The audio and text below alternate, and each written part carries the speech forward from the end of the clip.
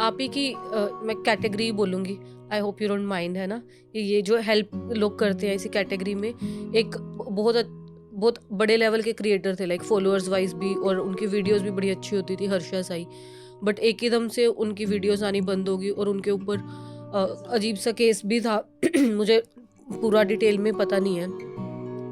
तो उनके बारे में आपको क्या लगता है? क्योंकि वो तो बहुत ही, उनको देख के लगता ही नहीं था कि ये बंदा किसी भी एंगल में गलत हो सकता है, ऐसे लगता था हाँ, बहुत ही जेन्युइन है।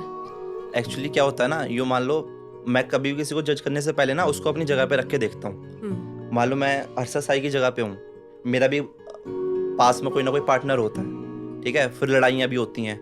लड़ाई होने के बाद फिर वो ब्लेम लगाता है, एक लेडीज़ के ब्लेम होते हैं कि ये मेरे से शादी करने का इसने मेरे को वादा किया था लेकिन पूरा नहीं किया। और वो दोनों की तरफ से होती है वो चीज़ें, लड़ाई भी दोनों की तरफ से होती है, प्यार भी दोनों की तरफ से होता है। और ऐसा कोई भी रिलेशन नहीं है जो कि हमेशा चलता रहे, क्योंकि उनकी शादी तो हुई नहीं है, मान लो जिसने भी उसका ब्लेम लगाया। तो ऐसा ही होता है, जब थोड़ा फेमस हो जाते हैं ना, तो मान लो उसकी जो जिसने ब्लेम लगाया है वो भी एक इन्फ्लुएंसर है, उसको भी हो सकता है फेम कमाना हो। क्योंकि जितना मैंने पर्सनल उस पर देखा है ना कि हर्षा साई कैसा है, पर्सनल मैं उसको जानता हूँ। मान लो वो किसी लड़की का रेप की बात आती है, चलो आप बताओ, खुद ही बताओ कि आपको ऐसा लगता है कि हर्षा साई को लड़कियों की कमी होगी? नहीं, फॉलोअर्स के बाद हो सकता है कि नहीं, फॉलोअर्स के लड़कियां बाद हो। भी नहीं, फॉलोअर्स के बाद भी, और उसका बैकग्राउंड काफी अच्छा है। ओके। जिसको लड़कियों की कमी नहीं है वो ऐसी गंदी हरकत कर ही नहीं सकता। अब यूँ मान लो कि मैं बहुत ज्यादा गरीब हूँ, मैं दिखने में अगली हूँ, तो फिर मेरे को लड़की अट्रैक्टिव हर किसी को लगती है। फिर वो मान लो मेरे को कोई लड़की नहीं मिल रही है, तो इंसान के अंदर एक भूख पैदा हो जाती है, क्योंकि वो भगवान ने बनाया है। फिर वो उसमें कुछ गलत स्टेप ले लेता है। अब यूँ मान लो मेरे सामने 100 पकवान है, ठीक है, अब मैं सारे प्यार से आ रहे हैं, तो मैं किसी का जबरदस्ती छीन के खाऊंगा?